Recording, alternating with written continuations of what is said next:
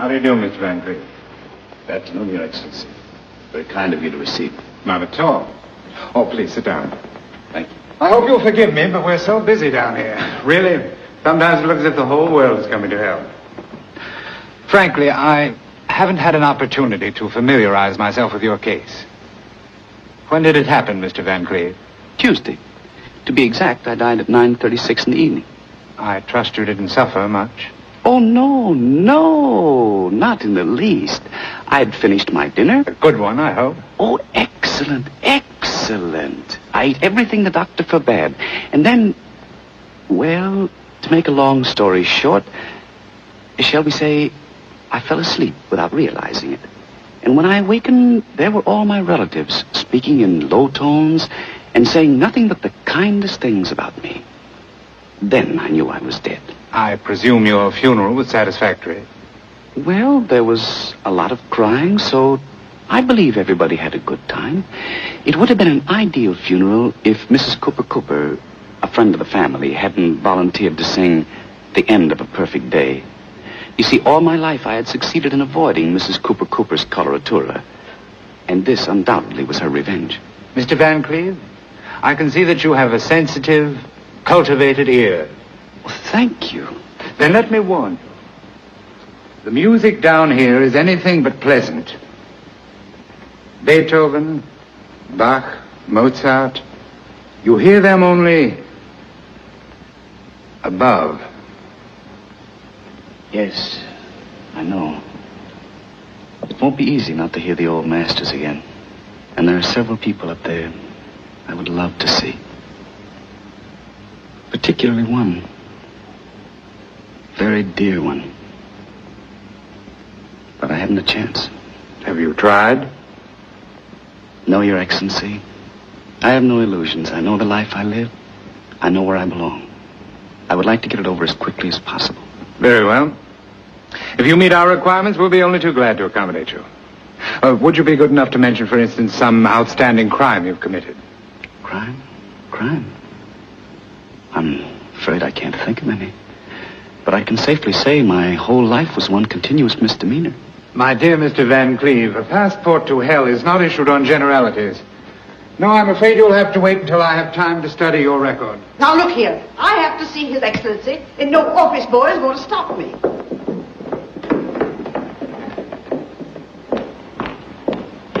I beg your pardon, Your Excellency. Just a moment. I'm Edna Craig. Oh, yes, I have your record here. You'll be taken care of in just a moment. Really, I don't want to seem rude, but I don't think I belong here. In just Please a don't moment, misunderstand me. I think it's a charming place, isn't it?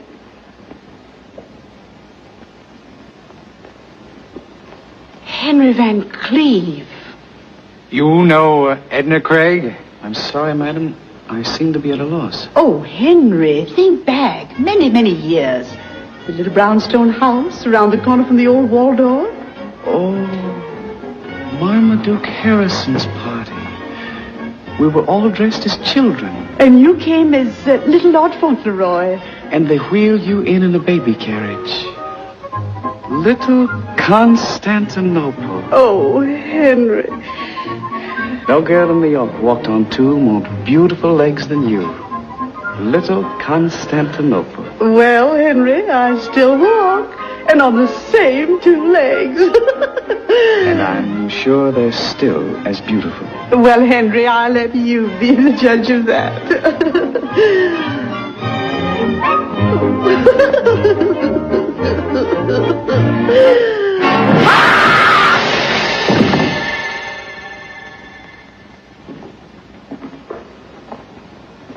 Those things are better left to memory.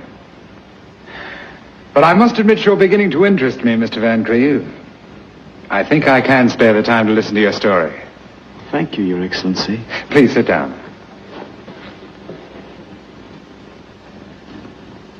Perhaps the best way to tell you the story of my life is to tell you about the women in my life.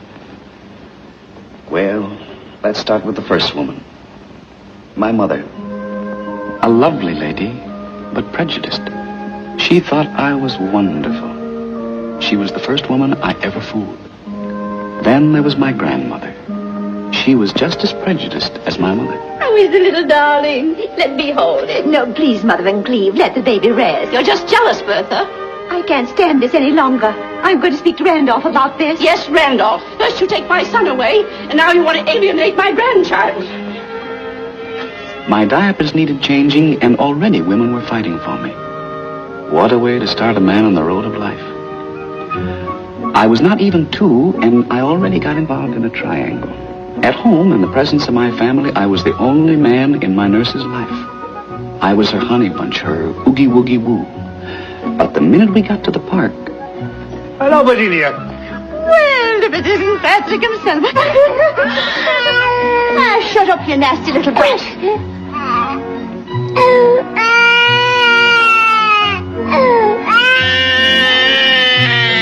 No wonder I became a cynic. My next lesson came from little Mary. Hello, Mary. Don't speak to me, Henry Van Cleve. You're a bad boy, and my mother says I shouldn't talk to bad boys. I bet you I don't know what I've got in this box. And I'm not interested, Henry Van Cleve. Then I won't tell you it's a beetle. A beetle? You like it? Oh, who doesn't like beetles? It's yours. Thank you. Oh, thank you, Henry. I wonder if I should take it. Well, if you don't want it. Oh, I didn't mean it that way. I was just wondering. Don't worry. I've got another one. Another beetle? Uh-huh. Oh, it's beautiful. It looks rather lonely, though. You know what I think? I think it wants to be together with mine. You mean you want this one, too? Henry Van Cleve, do you think I'm the kind of girl that would take a boy's last beetle? Oh, that's all right. You can have it. Thank you, Henry. Now, if you want to, you can walk with me to the corner. From that moment on, one thing was clear to me. If you want to win a girl, you have to have lots of beetles.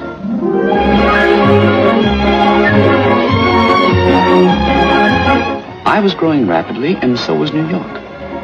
Yes, New York was becoming cosmopolitan, and no household was considered fashionable without a French maid. So one day a Fifth Avenue coach stopped in front of our house, and out of the coach and into my life came Mademoiselle.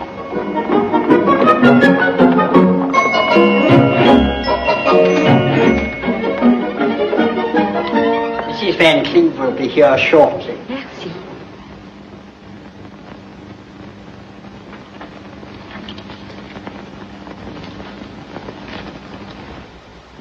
That's Mr. Van Cleve. Oh, monsieur, charmant, charmant. This is Mr. Van Cleve's father. He lives here, too. Oh, grandpapa, sweet, very sweet.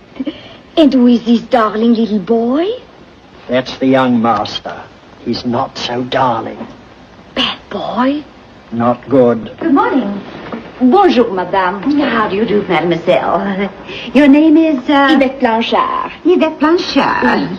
The agency tells me that you've just arrived from France. Oui. And are seeking employment in this country. Oui, madame. You have references? Oui, madame. May I see them, please? Naturellement. Voilà. Thank you.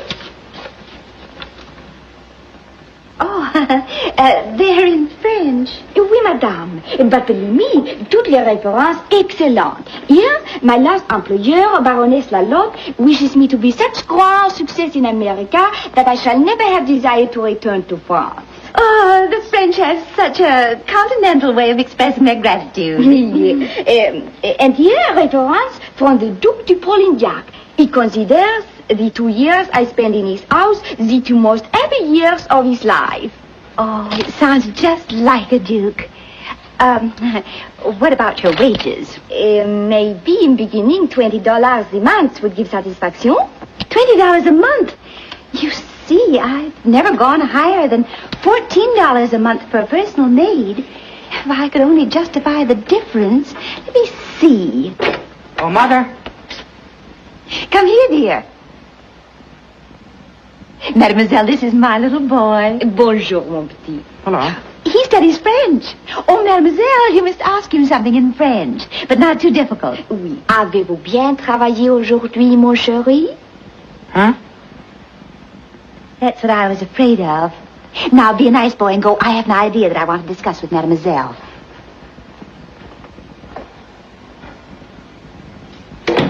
A brilliant child, but a little backward in his French. And it just occurred to me that... Oh, madame, it would be pleasure talk only French to little fellow. My whole vocabulary I may present to your baby. With me in house in 1 month, I assure madame will not recognize all sound. And only for $20. Of course, that's $6 more than I ever paid before. But let's try it. Merci, madame. Au revoir, madame. Goodbye, mademoiselle.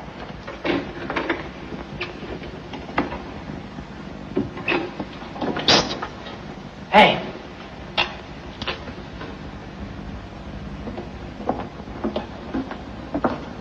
Oui?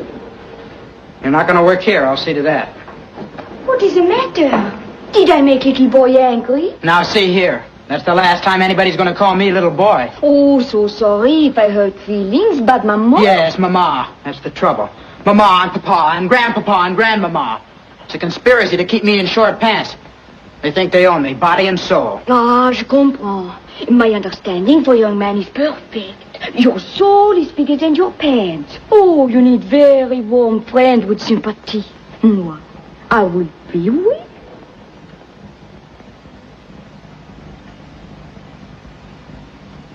I bet you couldn't guess in a million years what I have in my pocket. No, I do not know, but I'm sure it is something very bad, oui? Here. Oh, you smoke big black cigar? Sure, I'm going to smoke it. Any day now. Now we are very bad secret together, oui? That's nothing. I can tell you things that would rock Fifth Avenue to its foundations. Oh?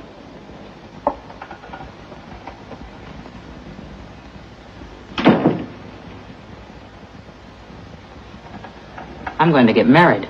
You married? I have to, darn it.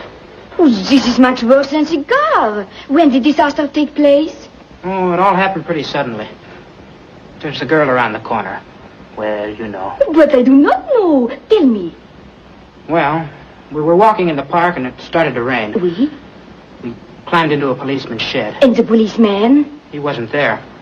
Well, anyhow, before I knew it, I lost my head. I don't know what got into me. I took her into my arms and then... And then? I kissed her. I may just as well face the consequences. Excuse my asking question. This might sound very childish to grown-up young man. But did you ever consider idea not marrying girl? It's out of the question. It would destroy me socially. I could never go to Harvard. Why, when my father kissed my mother, she knew what he meant. And he knew she knew it. Écoute, mon chéri. In your papa's time, Papa kissed Mama and then married. But this is 1887, time of bicycle. The typewriter has arrived. Soon everybody speak over the telephone. And people have new idea of value of kiss. What was bad yesterday is lot of fun today. There is a wonderful saying in France. Les baisers sont comme des bonbons qu'on mange parce qu'ils sont bons. This means kiss is like candy. You eat candy only for the beautiful taste, and this is enough reason to eat candy. You mean I can kiss a girl once? 10 times, 20 times, and no obligation. Now listen, are you telling me the truth or just trying to keep your job? I swear by the extra $6 I get from Madame. Gosh, this is a wonderful age I'm living in. Oui, so you do not have to worry about little girl. Oh, I've forgotten about her already. I guess I'm pretty blasé. Listen, Frenchie. What is it, my friend? If that's the way things are in 1887, what do you think's going to happen in 1888? Ah, we make that the subject of our first French lesson. Au revoir, monsieur.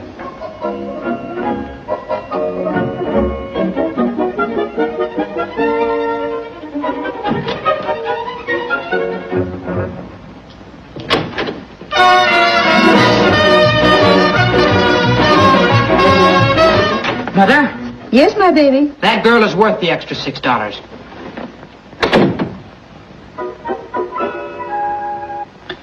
The pride of all the Van Cleves was my cousin Albert. He was the fulfillment of a parent's dream. Always the highest in his class. Never had he thrown a stone into a window, nor did he ever put a mouse in his teacher's bustle. His ears were always clean. This, I think, will give you a rough idea of Albert.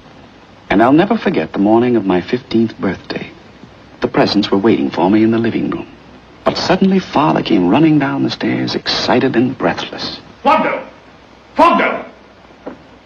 Yes, Mr. Van Cleve. Tell Robinson to go immediately and get Dr. McIntosh. Tell him our little Henry is ill. Yes, sir. Oh, my poor baby. The boy's acting so strangely, Randolph. Randolph. Now, Bertha, we must keep a stiff upper lip.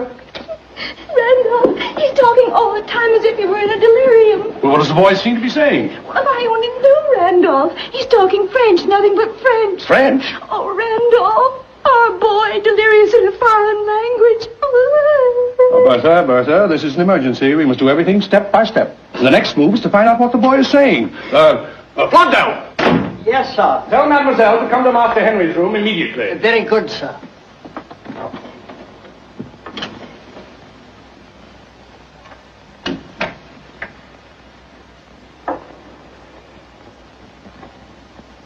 If only Grandpa would let me rub just a bit of garlic on his little chest. Stay away from that boy with your garlic. The boy's sick enough. Randolph, did you hear that? Did you hear that, Grandpa? I'm not deaf. The child's poisoned. That's what it is. Oh, Randolph, what shall we do? What shall we do? No, there's only one thing to do, Bertha. Keep a stiff upper lip. But that won't help that poor poisoned boy. If I had my way, I know what I'd do.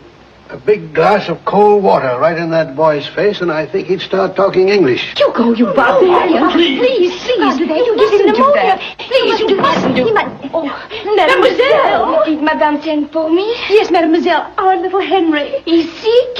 Yes, mademoiselle. Oh, excuse, Madame, I'll be right back.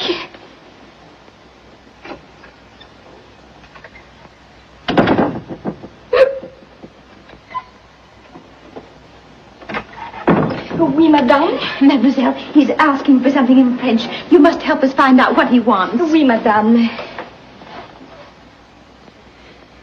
Look, he's smiling. He's far, far away. Well, he seems to be in another world. He's looking at Mademoiselle. I wonder what he sees. Yes, I wonder. Oh, je suis si malade. Mon estomac me fait si mal. Is he clear? Does it make any sense? Oh, his French is absolutely perfect. Such beautiful grammar. Mademoiselle, at the moment we're not concerned with the young man's linguistic accomplishments. Randolph, don't be I'm harsh. sorry if I seem to have lost my temper, but the occasion is a trying one. If you could only tell us what the child is saying, it might help us to meet the situation.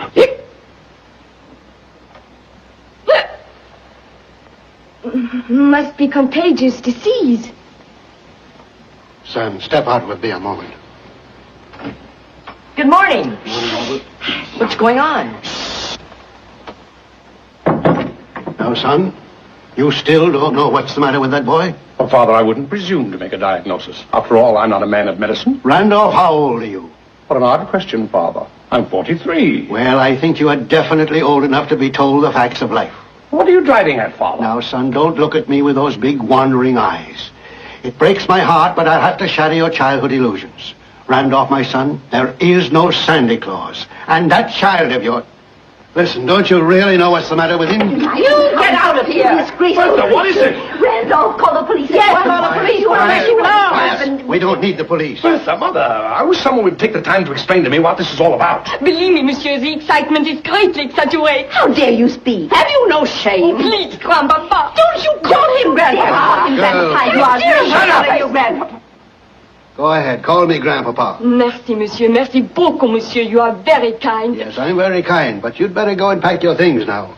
And if you're not out of the house in a very little while, I'll come down to your room and help you pack. I wish you would, grandpapa. Oh, shameless. Leave this house. Go. There is old French saying, if you are thrown out of house, you better resign. Au revoir. I still would appreciate it if someone would tell me what all this has to do with our little Henry. Fortunately, Uncle Randolph, French choice being one of my favorite subjects, I was able to understand the incredible conversation between Henry and Mademoiselle. I don't know how to begin. All right. Henry had a glass of wine. We all know that. Henry? Intoxicated? From what I overheard, at or about 10 o'clock last night, Henry and this foreign young woman slipped out of the house. Before doing this, however, Henry wrongfully took possession of his father's dress clothes, including $20, which Uncle Randolph was negligent enough to leave in his pocket. Imagine they went to Delmonico's. Did they have a good time? They drank champagne. Our little baby drank champagne. Well, thank you, Albert. But that's not all, Grandfather. It seems, from what I could gather, that Mrs. Asterbrook of the Asterbrooks, who was sitting at an adjoining table, resented bitterly the idea of Henry dropping a nickel into her decolletage and complaining to the management because no chocolate bar dropped out of Mrs. Asterbrook. Mrs. Asterbrook, how can I ever face her? What a disgrace. I'm going to teach that boy a lesson. Yes, that's what he deserves, throwing nickels around like that. Knowing the Asterbrooks, I can tell you right now, we'll never see that nickel again. I have reached my decision. That boy is going to be spanked and severely. Oh, Randolph, don't hurt him. Please don't hurt him. Please. He's such a baby. Well, I assume there will be no further birthday celebration. I'm afraid not. I believe I can utilize this time very beneficially, so I'll say goodbye. Goodbye, Albert. You're a real credit to the family. Thank you, Grandfather.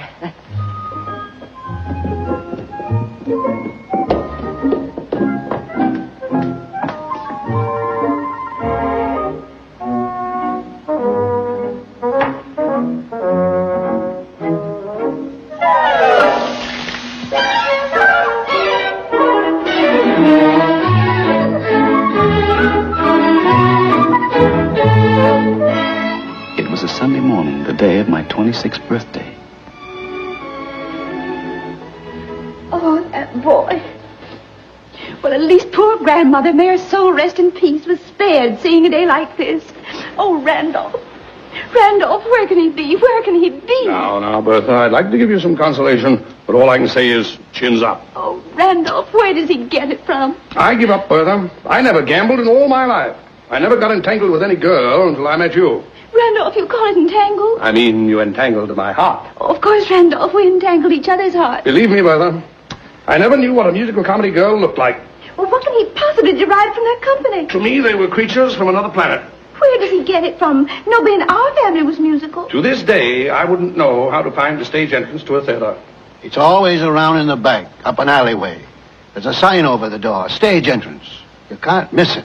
I'm not interested, Father. I never was. But where does the boy get it from? Where does he get it from? Father built up the Van Cleve Importing Company from nothing. When he stopped, I carried on. Dad, you must admit, from the day I left Harvard, I earned every dollar I ever spent. Then why do you give him money without making him work for it? Well, I have to save the family name. What about you handing him hundreds of dollars?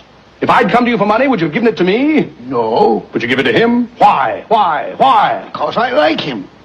Does it mean by any chance, Father, that you don't like me? Son, I love you. Now shut up and leave me alone. Good morning. Good morning, Aunt Bertha. Good morning, Albert. Good morning, Grandfather. Good morning, Albert. Good morning, Uncle Randolph. Good morning, Albert. I just came in to bring a little birthday remembrance for Henry. Anything wrong? Isn't he home? 11 o'clock Sunday morning. If I know my cousin Henry's probably still in church. I mean that humorously. Albert, I'm struggling successfully against the gout. I'm waging a terrific battle with my liver, and I'm holding my own against asthma. But I doubt if I have strength enough to survive your jokes. You're a successful lawyer. Let it go at that. I love you, Albert. It was sweet of you to drop in, Albert. I hope you'll be here tonight. Thank you. I hope so, too. Otherwise, I'd be in the most embarrassing position as far as my future in-laws are concerned. Oh, we're so eager to meet your fiancée. How does she like New York? Yes, is she enjoying herself? Well, she's only been here 2 days, so naturally the impression is overwhelming. I took her to the aquarium, we rode up and down the elevator in the Flatiron Building, and naturally we ended up in Grant's tomb. Naturally. And her parents? Oh, yes. How does the big Kansas City butcher like New York? Now, Father, please. I assume that you're referring to my future father-in-law, who happens to be one of the great meat packers of our time. Yes, Father Van Cleve. Don't you realize that every piece of beef we eat comes from one of Mr. Strable's many, many plants? Does that include the steak I fought 10 rounds with last night? Grandfather, you don't seem to have any idea of the importance of Mr. Strable. He created the most famous character in American advertising, Mabel the cow. You've seen her, Father, on billboards. That big happy cow smiling at you over the fence and saying in big letters, how does it go? To the world, my name is Mabel, which you'll find on every label. I am packed by E.F. Strable for the pleasure of your table. No cow in its right mind could have said anything like that. Sounds more like Mr. Strable. Grandfather, please, I beg of you. The family understands your humor, but it's a typical kind of New York humor. In other words, it's not for yokels, huh? I beg your pardon, sir. Mr. Henry just came home. He went directly upstairs.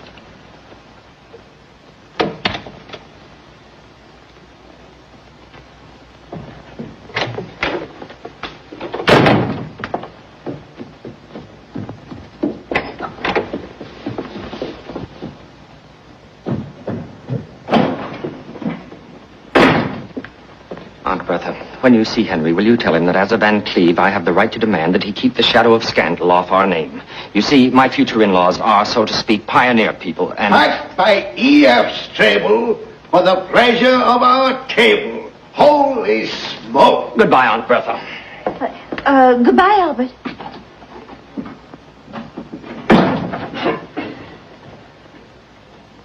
Well, this time I was firm. Good, Randolph. What happened? We asked for $100, but I told him I'd let him have only 50. Randolph. And not right away. For the first time in 27 years of marriage, I feel like criticizing you. What do you want me to do, spank a 26-year-old boy? No, but at least I expected a verbal lashing.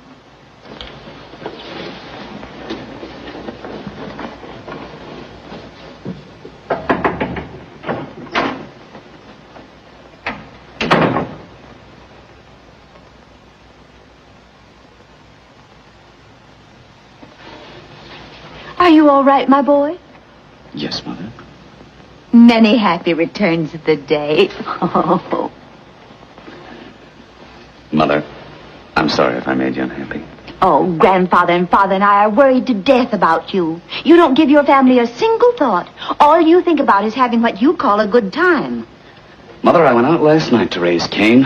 Son, you mustn't talk like that. Don't worry, I didn't. I couldn't. I couldn't get her out of my mind. Son, you worry me. Are you well? Mother, when you saw Father for the first time, did you feel that unmistakable something? Did you feel an electric spark from your head right down to your toes that swept over you like a hurricane that threw you to the ground? But you bounced up again and you floated right over the treetops? Spark, hurricane. Heaven forbid. I never had such a feeling. Henry, where do you get it from? Not from me. And certainly your father never had any spark. Mother, all I'm trying to say is I met a girl yesterday. Oh, I hope she comes from a good family. I don't know. And frankly, I don't care. Mother, when one sees a lovely rose... One could be certain she comes from a fine rose bush. Mother, even if this girl's father turned out to be something of a buttercup, I wouldn't care. What's her name? Where does she live? I wish I knew. She isn't one of those musical comedy girls. Oh, no, Mother. It's an entirely different kind of music. It's not the hoochie-coochie. It's not the can-can. It's like a waltz by Strauss. Like a minuet by Mozart. Henry, where do you get it from? From you, Mother. Now you must be just. When I was a little boy, you wanted me to believe in fairy tales. And now that one has really happened, you remember that story about the young man, I think he was a shepherd, who was walking in the woods? Oh, you've been in the country. No, Mother. It happened right on Broadway. Suddenly, the young man saw a big castle, and leaning out of the window was the most beautiful princess. Nothing could stop him. He climbed up the parapet of the castle. Henry, you haven't broken into the Waldorf again. Mother, darling, let's forget the fairy tale. Well, it's about time you grew up. I came here to scold you, and I'm going to do it. Now, look at your cousin Albert. Not much older than you are, and already a corporation lawyer, engaged to a lovely girl of a well-known family. Henry, now this may sound severe, but you've got to pull yourself together and settle down. Mother, I don't think I'll ever find this girl, but if I did, then all your troubles would be over. If she didn't want me to gamble, I wouldn't look at another card. I'd stay home every night. Mother, I might even go to work. Henry, that's wonderful. I don't know about the girl, but the fact that you have the desire to settle down makes me so happy. For the first time, you're beginning to sound like your father. Mother, I don't know where this girl is, so don't expect too much. Oh, now listen to your mother. Don't worry about that girl. Another girl will come along. I'll look for one myself. How's that? Fine, Mother. And when I find a girl for you, she'll be Miss Wright. And you know where we'll find her? In the home of Mr. and Mrs. Wright. Oh, Henry, you're making me so happy. Mother, I was riding around for hours and hours trying to forget this girl. Oh, child, don't worry. Well, it was very expensive. The cab was still waiting out in front. And the driver was so nice to me that I promised him... I know. Your heart's always bigger than your father's pocketbook. Look under your pillow. I put something there last night.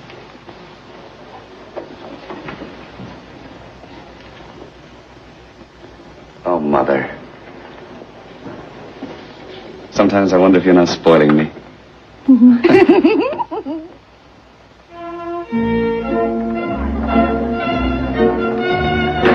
Idiot? Well, Thank you. This is a great occasion. You must be proud of your Albert. Yes, I think we have a pretty good son. And I hear the Strable family are... We couldn't ask anything better for our Albert. Oh, wonderful. Mr. and Mrs. Strable and Miss Strable.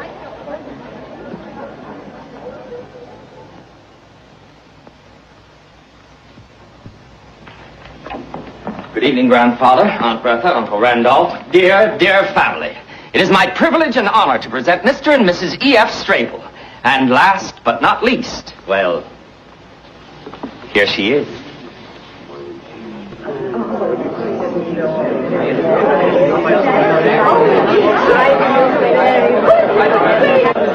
How do you do, madam? How do you do? I can't tell you how much I've been looking forward to the pleasure of meeting you. All my life I wanted to see the wide open spaces. Well, if Muhammad can't go to the mountain must come to Muhammad. You're welcome, Mrs. Strable. Yes, we're pretty proud of Kansas. Naturally. And you, Mr. Strable, welcome to our family. Mr. Van Cleve, we people from the West don't talk much, but when we say something, we mean it. Thank you. Thank you for giving me the chance to meet the man who feeds the nation. I hope this will be the beginning of a lifelong friendship. May you lie as solidly anchored in our hearts as you do in our stomachs. And, Grandfather, this is Martha. So this is Martha, huh?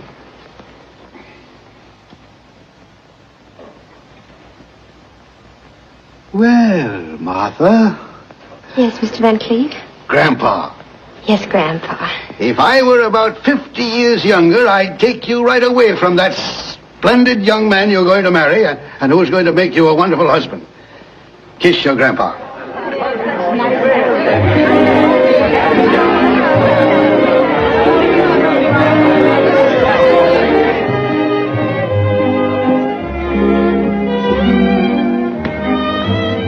Well, I see the mob is assembled. Yes, sir. Flogdale, is that? That's Mr. Strable. And that spreading chestnut tree under which Grandfather is standing? That's Mrs. Strable. And, where's the lucky girl? Standing beside your Aunt Minetta with her back to us. She's just turning round. Charming young lady, if I may say so. Flogdale, I don't think I can stand this party. Get my hat and coat. Sir. My hat and coat. Henry, there you are. Many happy returns. Thank you. And now it's about time for you to come and meet the Strables. Where are you going? Out. I beg you to stay and behave like a Van Cleve just once. The Strables know it's your birthday and they want to congratulate you. Oh, Martha. Martha? Yes, Albert? Dearest, I want you to meet Henry Van Cleve. This is the cousin whose birthday we're celebrating today. Many happy returns, Mr. Van Cleve. Cousin Henry? Cousin Henry. Thank you, Cousin Martha. Well, here she is, Henry. Now I've done my duty bringing some new blood into the family. It'll be your turn next. It's most unlikely. Oh, nonsense. All you need to do is to meet the right girl. It's difficult, Albert. I'm afraid I'll never have your luck. Yes, no question about it. I'm lucky. Well, shall we go in? Father Strable! Father Strable! Don't be afraid. I should have told him. It would have been the thing to do. It shall remain our secret, I promise. Thank you. Yes, we had a secret. The most innocent secret I ever had. It happened Saturday morning in Wanamaker's department store.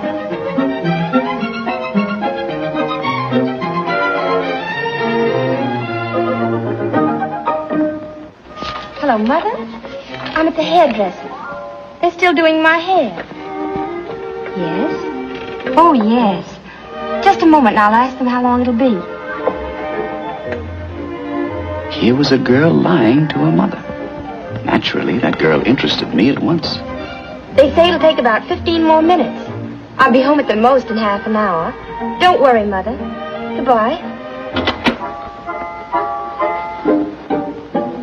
Why was this angel lying to her mother? I had to find out, so I followed her. But even if she hadn't lied to her mother, I would have followed her anyway.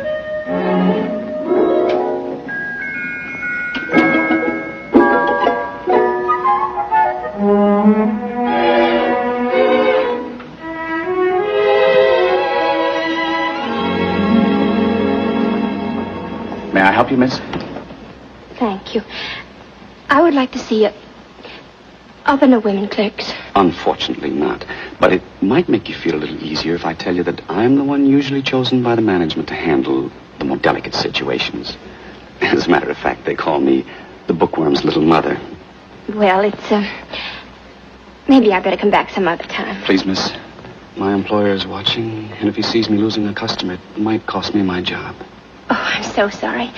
Naturally, I wouldn't like to deprive you of your livelihood. Oh, thank you, thank you. Thank you again and again. Well, the title of the book is, Yes? I saw it in the corner of the second window. Between To Have and To Hold and When Knighthood Was in Flower.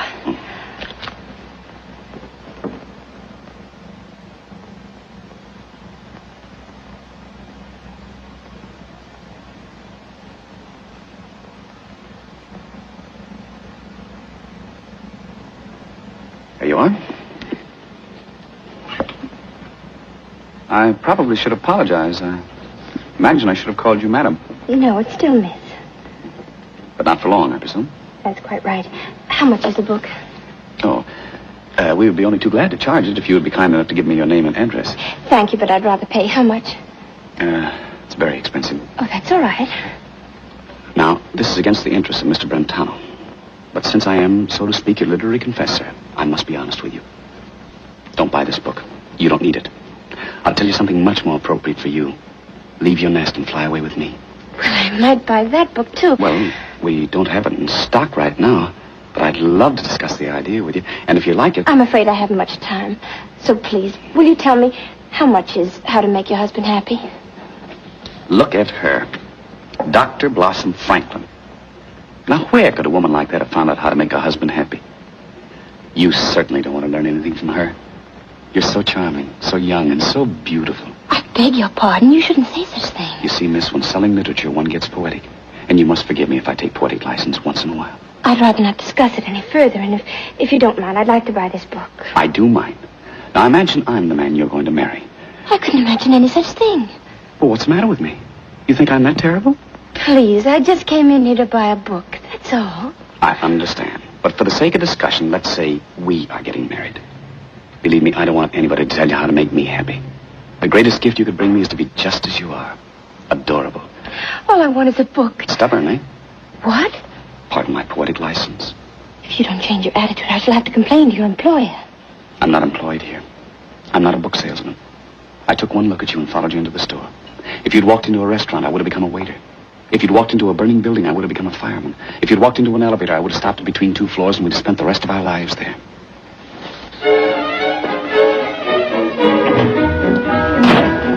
Please forgive me, but you can't walk out of my life like that. I think your behavior's outrageous. It's mad. I must insist that you leave me at once. Never, never. Ain't annoying you, miss? If he is, just say so. I'll take care of him. Am I annoying you? Tell the officer. No, the gentleman was just saying goodbye. Well, goodbye. Goodbye. This was our terrible secret.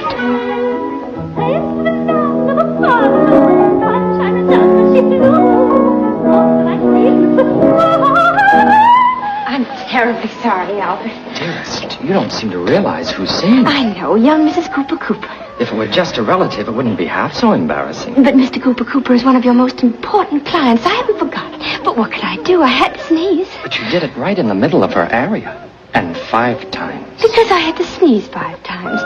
Albert, suppose someday in the future I had to sneeze. Then you sneeze, naturally. Don't you worry. After all, I'm taking you for better or for worse. Do you think you may have to sneeze again? I don't know. I can't guarantee it. Well, then let's not take any chances. Why don't you go in the library and rest a while and see how things develop? Make yourself comfortable. Read a book. I think I'd better go back for the encore. Yes, dear.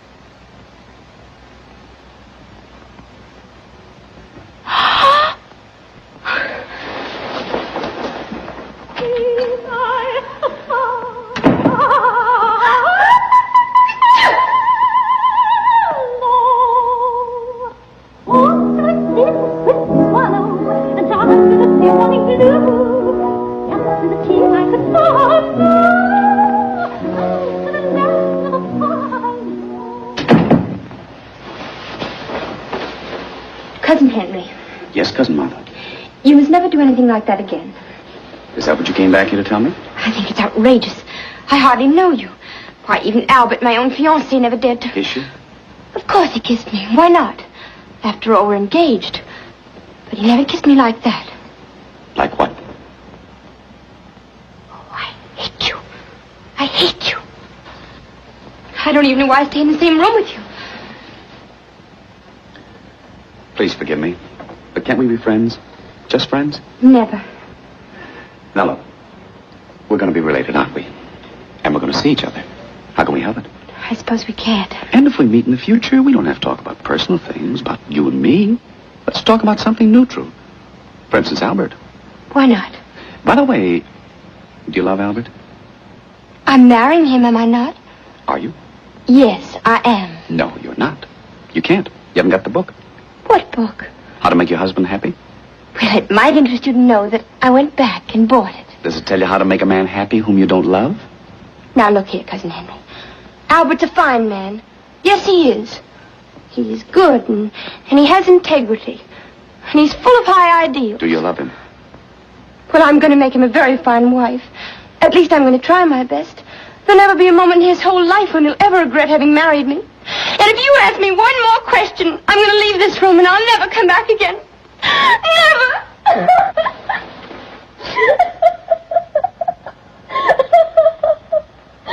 I still can't understand it. An angel like you and Albert, it doesn't make sense. Why do you want to marry him? Well, you see, I always wanted to live in New York. I don't want to say anything against Kansas, but it's life on my father's estate.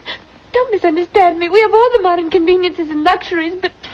Oh, you don't know Father and Mother. Well, I've only just met them. Don't you think they're sweet? Well, yes, very sweet. Yes, they are. But it's not very easy to live with them. You see, most of the time they don't talk to one another. And whenever a young man... And there were some very nice ones. Oh, I'm sure of it.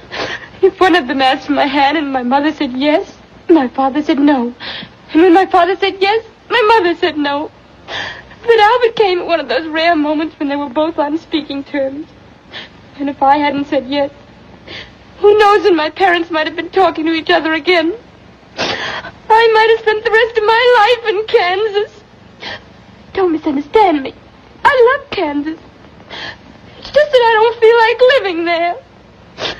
Besides that, I didn't want to be an old maid.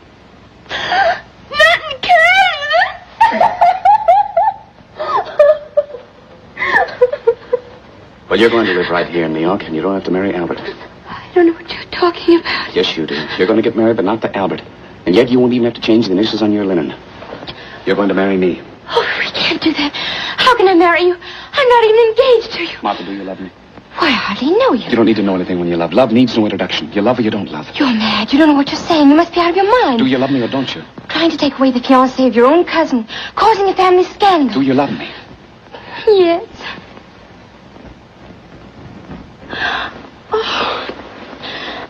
Oh, why did you ever come into my life? To make you happy. To hold you in my arms forever. I'll never be able to look my father in the face. I'll never be able to go back to Kansas again. Isn't that wonderful?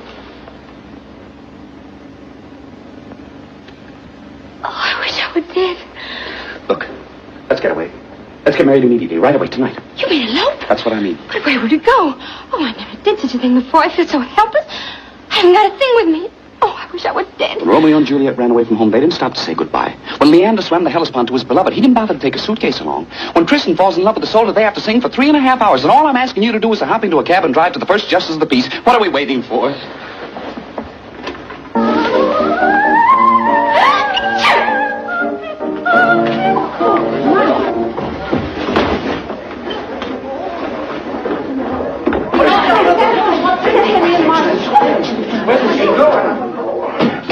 What happened? They left in a cab. They're going to get married. Married? Oh, Randolph, where does he get it from? Now, Bertha, keep a stiff upper lip. Sir, I am still too dazed to express myself clearly, but I assure you that the sentiments of our family are with you. If this happened at home, my husband would jump on a horse and lasso them back. Don't you tell me what I would do. But there's one thing I am going to do. Disinherit her. She'll never see another nickel of mine. We came here from Kansas a happy family. Well, anyway, a family. We loved our Martha. Don't mention her name again. And if she comes crawling back to me on her knees, she'll find the door closed. And don't you open it. Please, dear family, thank you for your efforts to comfort me in my bereavement. But I feel there are others who need even more consolation than I do. Uncle Randolph and Aunt Bertha, you will have to forget as the years pass by that you are the parents of the guilty party. And you, Mr. and Mrs. Strable, well, there's very little I can say to sustain you. And to you, Mrs. Cooper, I offer our deepest apology for the unfortunate interruption of your beautiful aria. I would like to go on, but straight's too much.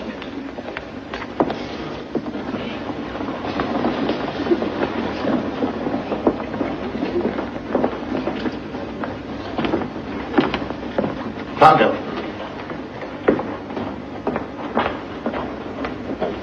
Do you know where they were going? No, sir. Pronto, we've been together for 30 years. You've never lied to me. Now tell me, do you know where they were going?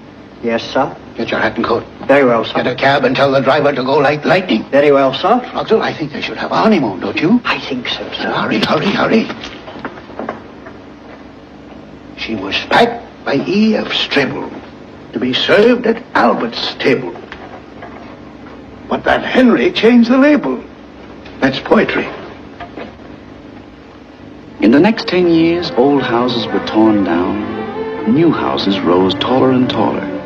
New York was changing all over. But our marriage had lasted just like our 2-story gray stone house.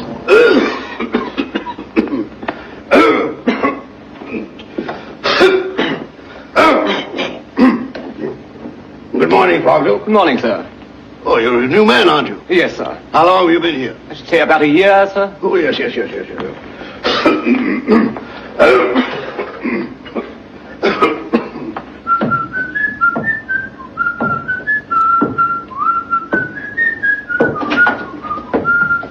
Jackie, Good morning, Daddy. you know very well you're not supposed to bounce that ball until your mother is up. I'm sorry, Daddy. Now, I've told you this many times. And I'm always sorry, Daddy. Daddy, I'll bet you'd like to know what I'm going to give you for your birthday. Yeah, I'm dying to know. It's something to wear. Oh, let's see now. Is it a tie? I'm not telling. I'll give you a hint. It has 22 colors in it. No tie can have that many colors, so it can't be a tie. It can't be, huh? No, I'm not saying it is a tie. But if there were a tie, there wouldn't be another one like it in the world. Well, I can believe that, Jackie. Daddy, how old are you going to be? 36. That's pretty old, isn't it? Well, I never thought about it, but I guess it is. Daddy, when you were as old as me, what kind of a kid were you? Well, I was very obedient. When my parents told me to go to bed, I went without arguing. I did my schoolwork, brushed my teeth every morning. Gee, Daddy, I guess you were a wonderful boy. Well, I suppose I was. And old Grandpa must be a terrible liar. Well, goodbye, Daddy.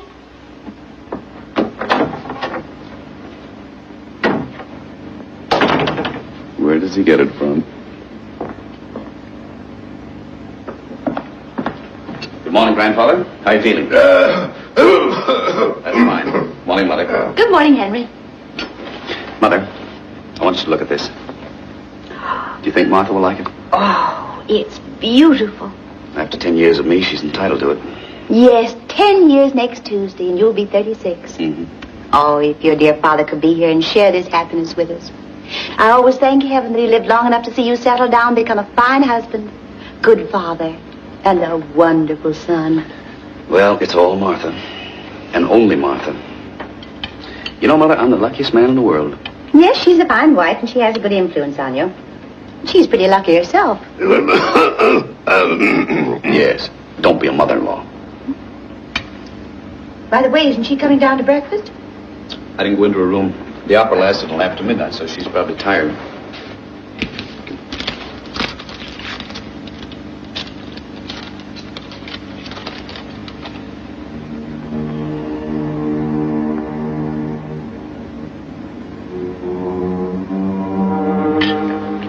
Anything serious? No, nothing. Excuse me. I'll be right back.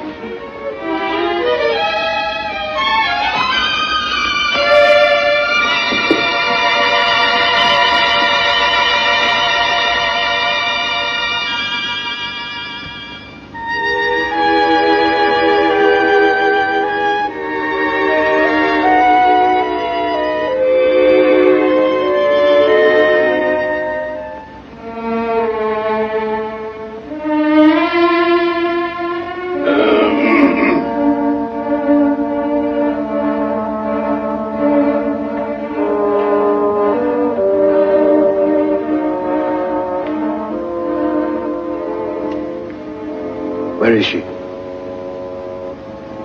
Let me see that telegram. It's just something personal. It has nothing to do So, you don't trust me anymore, hmm? I'm getting too old.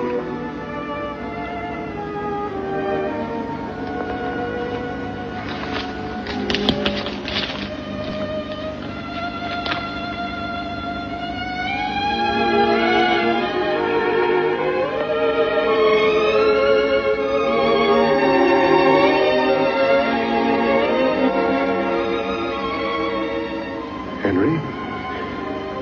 You mean we've lost Martha?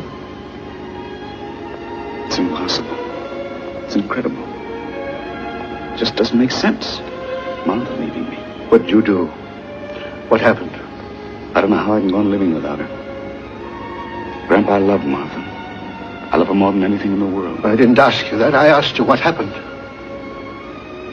I don't know. I always thought she was very happy with me. I don't know what she's heard. You know how people talk about anybody. No man is perfect. But running away like this, believe me, I can't see any reason for it. If a woman like Martha runs away from her husband, there must be a reason.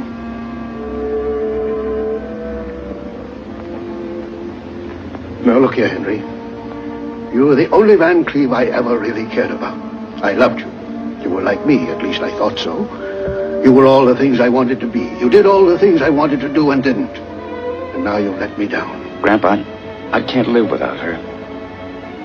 What am I going to do?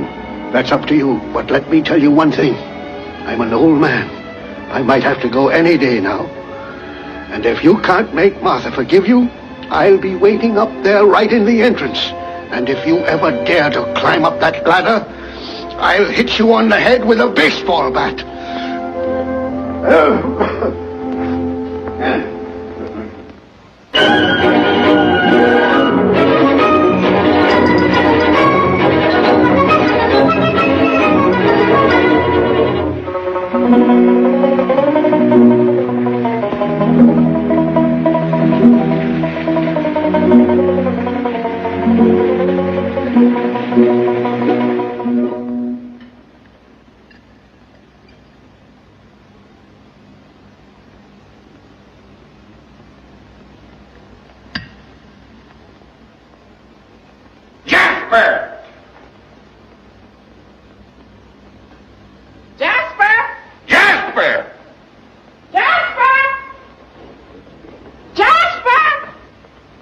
Yes, sir? Where are the funny papers? Boss, when you see was... Get them and get them right now. Yes, sir.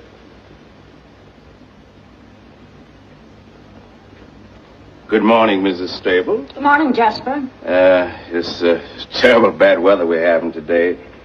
You know, when I see it pouring like this, I often wonder where does it all come from. You tell Mr. Strable he'll get the funny papers when I'm through. And not 1 second sooner. Yes, ma'am, I certainly will. Excuse me, ma'am. Boss? I just had a very fine conversation with the missus. And she says if you just be good enough now to give the matter a little patience, as soon as she finishes the cats and jammer kids, I think I came down especially early this morning to find out if the captain got out of the barrel. This goes on every Sunday. And I'm not going to stand it anymore. Jasper! Excuse me, Mr. Strable. Yes, sir? You can tell Mr. Strable the captain got out of the barrel. Boss! Boss! Got good news for you. The captain is out. Ain't that fine? Now you can have a few more cakes. Just a couple. I can't see how he could get out of that barrel. Why, that barrel had wooden slats nailed down on the top and the bottom, and there were steel bands all around it, and they left it in the middle of the desert. Now, how could he ever get out of it? You eat your cakes while they're nice and hot. In the meantime, I'll see what I can find out.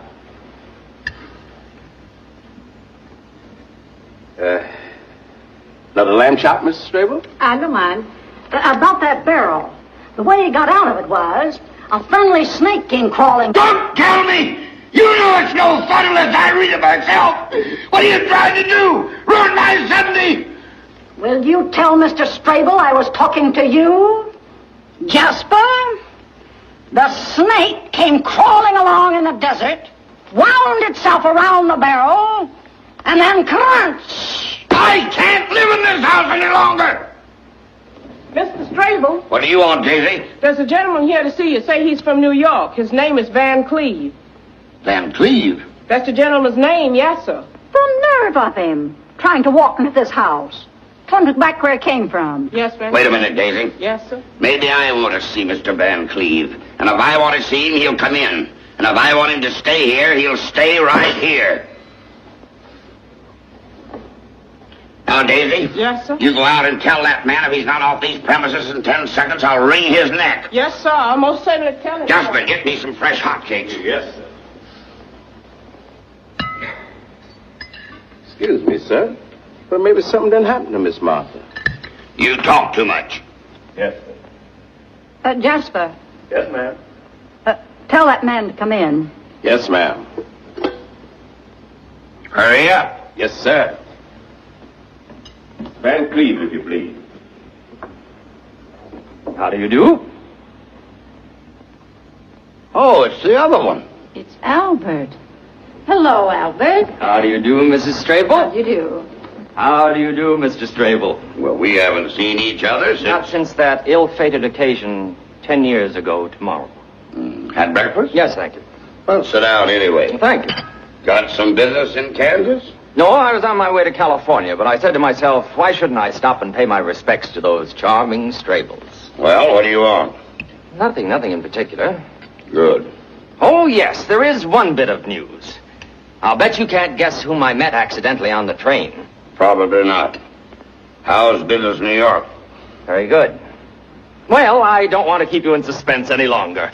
I met your own daughter, Martha. Don't mention her name in this house. We don't want to hear anything more about her. My dear friends, speaking as a jurist, may I say that even in our penal code, we have wisely provided a system of parole. And I have excellent reason to believe that the party, whose name I naturally will not mention in this house, has amply paid for her mistake. Good. And I am sure there is nothing she'd like better than to come back to the paternal nest. So she wants to leave him, and now she remembers us. Not a chance, Albert. That's final. Well, she's waiting in a carriage in front of this very house. Who?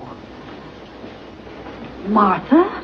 Martha here? Yes, Mr. and Mrs. Strabo. Shall I bring her in? But I don't know what Mrs. Strabo thinks. Well, And I don't care. I don't care what you think. She might just as well come in and stay after the rain's over. All right.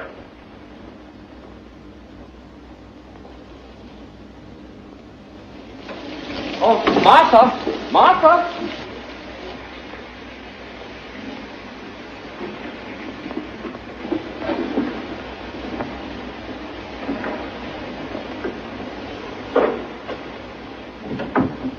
Hello.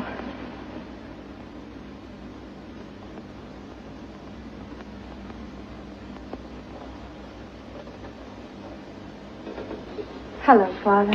Hello. Hello, Mother. Hello, Martha. Welcome home, Miss Martha. Thank you, Jess. We all missed you. Get out of here. You talk too much. Well, I assume there are things between daughter and parents that are better left to the daughter and to the parents, if you'll excuse me. Well, I suppose it was a pretty muddy ride from the station and all that rain. Yes, I suppose it was. Do you want some breakfast? Sunday morning, we got wheat cakes. Thank you, Father, but I'm not hungry. Well, the place hasn't changed much, has it? No, it looks exactly the same. Maybe now you'll appreciate your home. It took you 10 years to find out that we were right. If you'd listened to your mother... And your father, things might have been different. I think I'd better be going. Oh, you're getting touchy, huh? But if anyone has a right to be angry, it's us. But we're willing to let bygones be bygones. After all, we're not made of stone. If a daughter comes home and is sorry... I'm not sorry, and I don't want your forgiveness. Then what did you come home for? I came here because I felt I wanted to see you. If you expect me to get down on my knees... Now, forget it. After all, you were young, and it probably was all the fault of that... Please, Father. I don't want to hear a single unpleasant word about the last 10 years, or I'll have to go.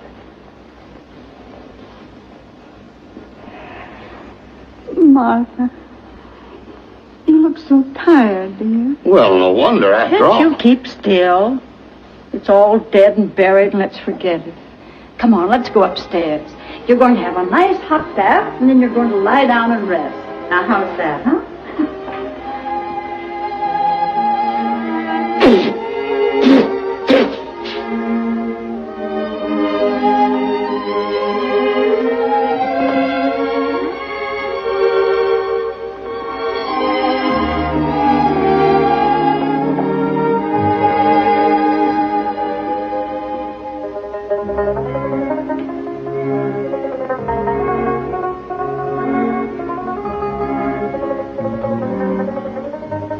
So he really got out of that barrel. Well, what do you think of that?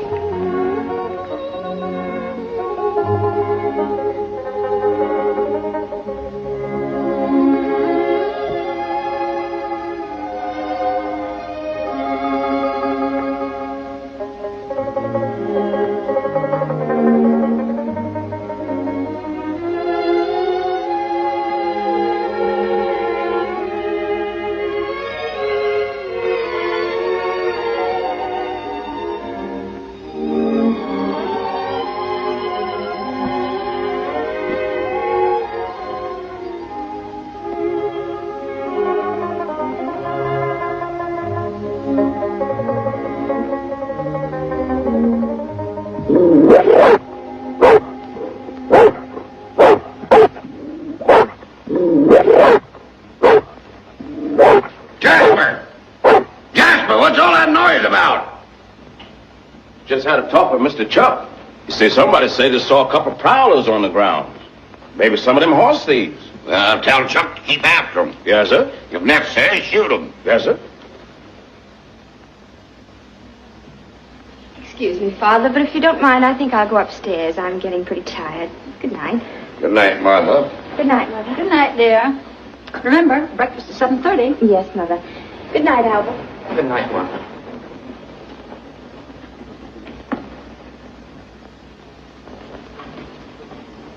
Martha. Well, Martha, I want you to have a restful night. And why not? Your troubles are actually over. I suppose you're right. I know I am. You paid for your mistakes and paid dearly. Now, Albert, I don't want anybody to get the impression that I've been the victim of 10 years of misery. Nothing of the kind. On the contrary, I can say there were moments in my marriage which few women have been lucky enough to have experienced. There were times when you were lifted way up to the sky. Yes, way up. Only to be dropped way down afterward. That's not the purpose of marriage. Marriage isn't a series of thrills. Marriage is a peaceful, well-balanced adjustment of two right-thinking people. I'm afraid that's only too true. Well, good night, Albert. Martha, there's one other thought I want you to sleep with. My feelings for you have remained unchanged. That's very kind of you, Albert, and I'm touched. Naturally, I'm not the flashy type like some people. I'd say I was rather on the conservative side. If I were, for instance, a suit of clothes, you wouldn't call me a stylish cut, and I prefer it that way. But I can safely say I'm made of solid material. I'm sewed together carefully, and my lining is good, Martha. Frankly, I believe I wear well. I'm not too hot in the summer, and I give protection in the winter. Need I say more? No, Albert. You've given a complete and accurate description of yourself. Good night. Thank you, Martha.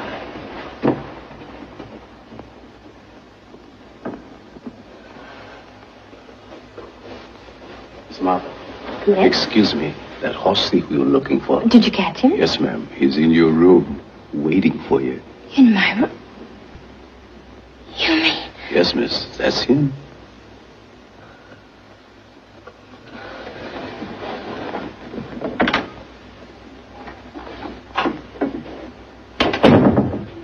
Martha, darling, sweetheart. How could you do a thing like this to me? Don't you realize what I went through? Oh, Henry. Running away like that without a word. Can't you imagine how I suffered? How could you do this to me? Oh, Martha, Martha. Henry, it won't work anymore.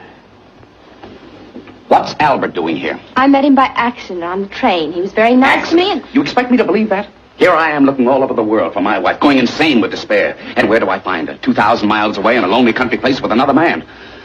I don't see how I can stand anymore. Henry, it won't work. Very well. If it comes to the point where a woman doubts her husband's sincerity, there's nothing more to do. Everything is over. Goodbye, Martha. Goodbye, Henry.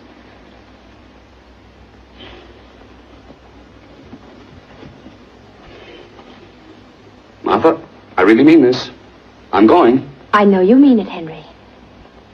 All right. Just give me 5 minutes to pull myself together and you'll never see me again. Never, never. Oh, Henry, I know your every move. I know your outraged indignation.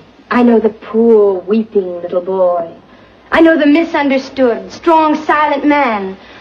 The wounded lion who's too proud to explain what happened in the jungle last night. So I'm fake. I'm false. I'm cheap. Oh, Henry, please. I know I brought you nothing but unhappiness. You know that's not true. Oh, so we had some good times together. Some wonderful time. Well, then what do you want? What did I do? Even a murderer has a right to defend himself. You can't hang a man without evidence. I know. If I only knew what particular thing is in your mind.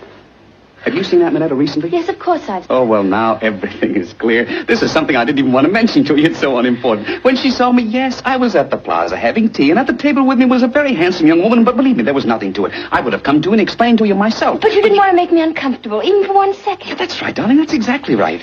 Henry, it won't work. And besides, Aunt Minetta didn't say one word about you.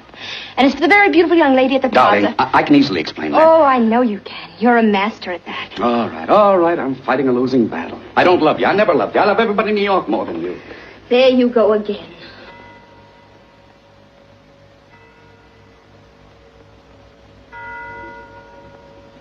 It's the 25th of October. Many happy returns.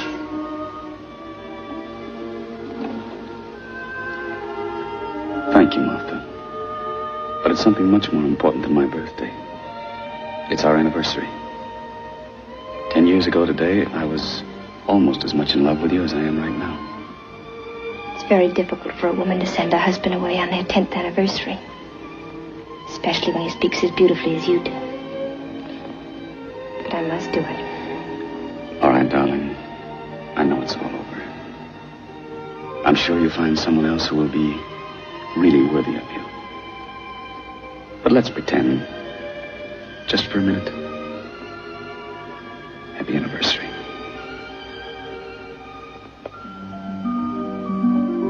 You like it? I'd say it cost at least $10,000. For that money, it's a very good purchase. Martha, how can you talk like that? If you'd only forgotten to give me this bracelet, I probably would have been foolish enough to be in your arms right now. You've no idea what a mistake you made. The magician played one trick too many. The other day I was having a new photograph made of Jackie and me. I wanted to have it the right size to fit into your wallet. So I slipped into your room. This fell out of your wallet.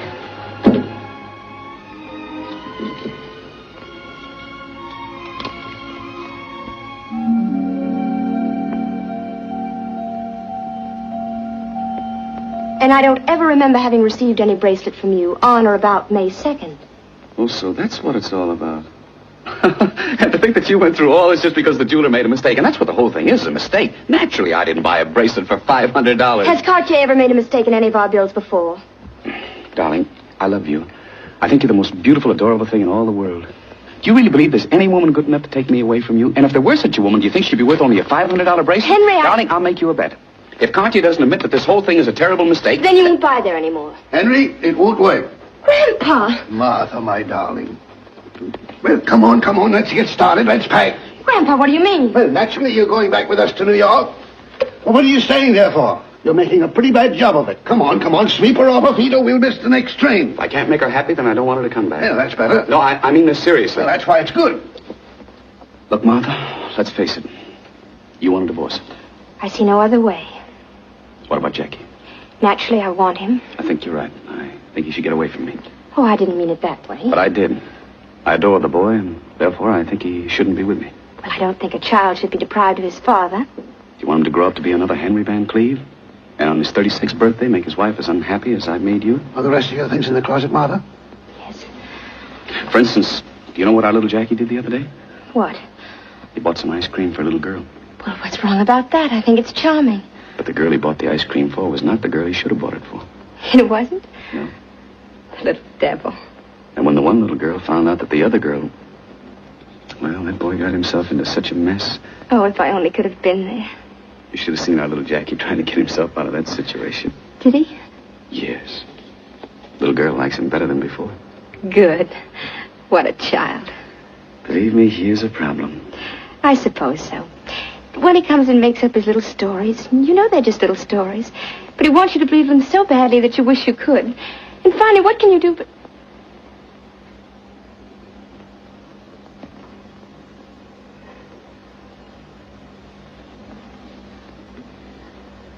Happy anniversary. I'm still too confused. I've got to collect myself. Give her time to make up her mind, Grandpa. She could do that on the train. But what am I going to say to my parents? Send them a telegram. You mean sneak out of the house in the middle of the night? Exactly. Like burglars? Like thieves. We did it once before. Why shouldn't we do it again? How many people are lucky enough to have the thrill of eloping twice in one marriage? That's it. And how many women love their husbands enough to forgive them and take them back and start all over again? Good. And how many men love their wives enough to lie and say they're guilty when they've really done nothing wrong? Careful, Henry, careful. Well, at least nothing that amounts to very much. I wouldn't go any further into that. Oh, come, we'd better get started. I'll see if the coast is clear.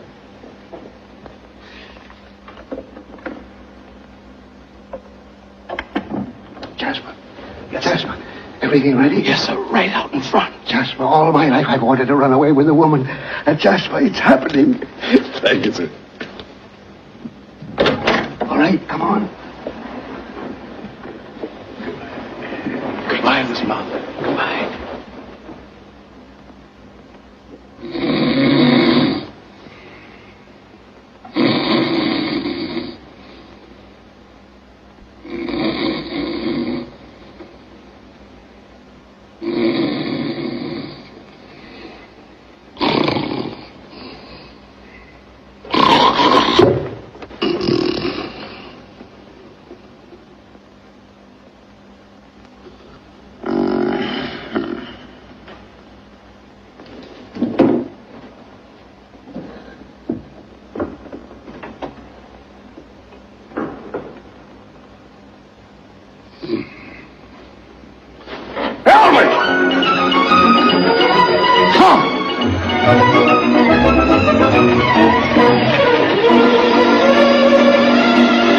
And so farewell, dear E.F. Strable. We'll take Martha, you keep Mabel.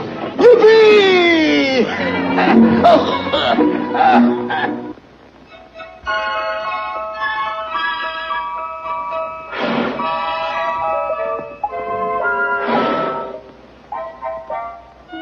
Then one birthday began following another.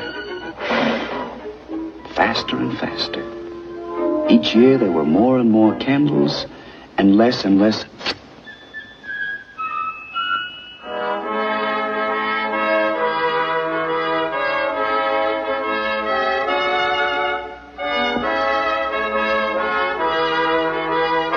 Yes, I became 45. Then came 46, 47. And I stopped counting. On one of these birthdays, Martha and I, just the two of us, went to the Follies. I'm the sheep of Araby. Yes, indeed, he's the sheep of Araby. Your love belongs to me. We're in love, as you can see. At night when you're asleep. Late at night when the moon is shining bright. Into your tent they'll creep. Come creeping when we're asleep. The stars that shine above Way high in the sky up above. will light our way to love. We'll light our way to love. You'll rule this land with me. How happy we will always be. The sheep of Araby. Suddenly, I noticed a very attractive girl coming down the staircase. To me, she was just another attractive girl, but I must admit, attractive.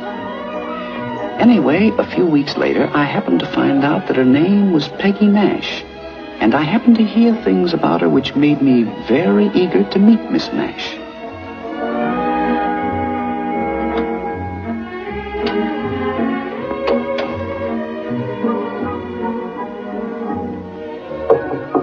Yes? Mr. Jones to see you. I'll be out in a minute.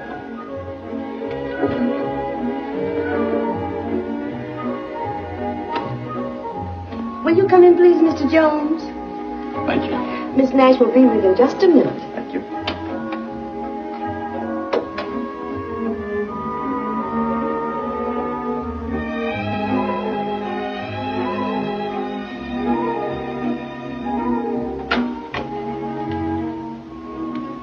How do you do, Mr. Jones? How do you do, Miss Nash? Won't you sit down? Thank you. Thank you so much for those beautiful, beautiful roses. When I saw you the other evening at the Follies coming down that stairway, I said to myself... That's the girl of my dreams? That's right. You see, Miss Nash... Call me Peggy. Well, this is delightful. Hello, Peggy. Hello, Jonesy. Well, Jonesy, let me tell you. That note that came with your flowers... You liked it? Who wouldn't? It was so full of charm. It was so sweet. It had all the quaintness of bygone days. Really? Yes, you know, men don't write that way anymore. Oh, why, there's so few of you left. Miss Nash, to tell you the truth, I didn't exactly come up here to be admired as a museum piece. Now, Jonesy, don't be touchy. Yeah. Anyway, Miss Nash... Peggy? Anyway, Peggy, I'm sure it's a waste of time to talk of the past when the present can be so lovely that one anticipates a most delightful future. Oh, thank you, Jonesy. What a difference. You know, the moment you meet somebody of today, he says, "How about it, babe? Where do we have supper?" And the next moment he pulls out a diamond bracelet. And before you know it, there it is on your wrist. How crude. How crude. Yes, very crude. And let me tell you, a bracelet hastily presented is usually selected hastily, whereas a bracelet chosen with care... Has better stones? The very best. Oh, Jonesy, Jonesy, you make it all sound so wonderful, but how could I explain such a gift to... To whom?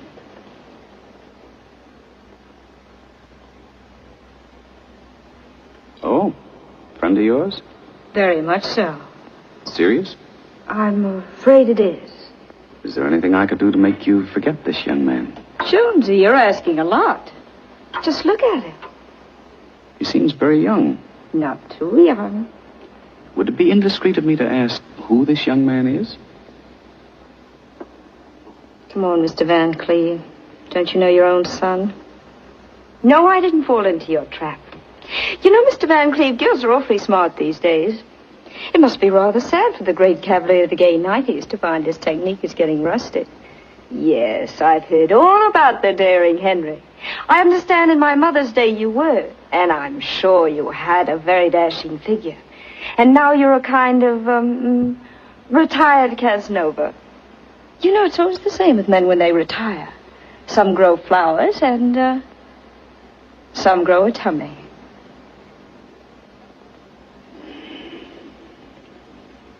Miss Nash, my son means very much to me. He means very much to me, too. How much? Oh, yes, that's right, of course. In your day, girls used to wait for the old-fashioned father to come with a big checkbook to pay off. I'm sure that happened. Well, that's one thing that hasn't changed. Shall we say 5,000? 5,000? Oh, Jonesy, you underestimate me. I'm much worse than that. To get rid of somebody as terrible as me is worth, well, I'll make you a bargain. $25,000.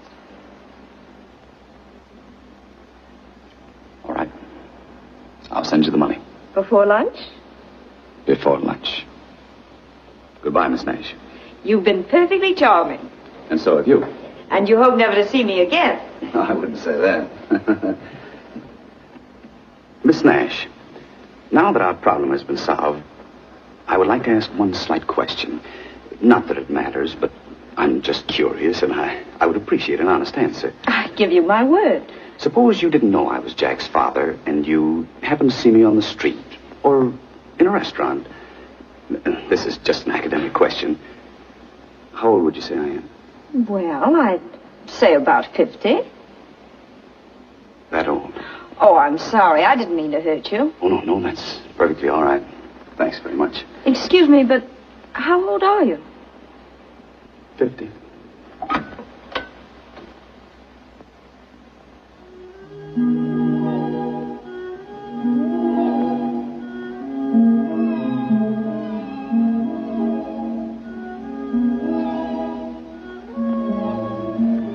No wonder you get those headaches. Thank you, darling.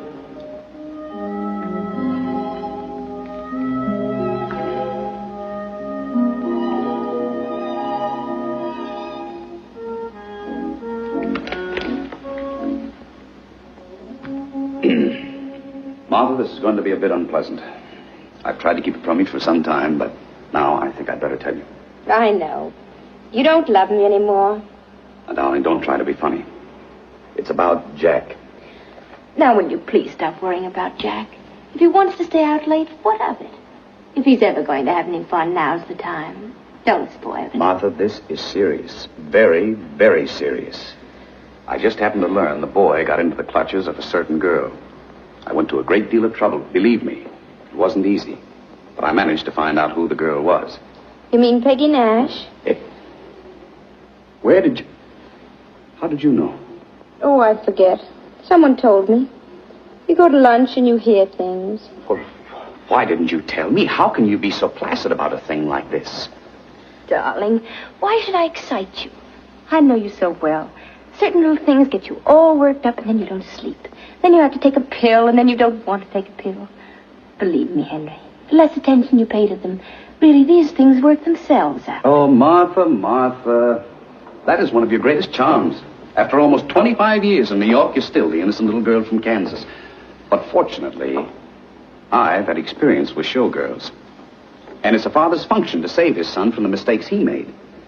If we ignore matters like this, how do you think our boy will end up? Just like you with a girl like me. No, darling. Never. Where would he find anybody like you? He couldn't. He won't be that lucky. Aren't you sweet? I have no illusions about myself. Martha, if I hadn't met you, I hate to think where I'd be right now. Well, probably outside some stage door. Or even inside the dressing room. And having a wonderful time. Oh, no, darling. Come on, give me a kiss. No, let's worry about it anymore.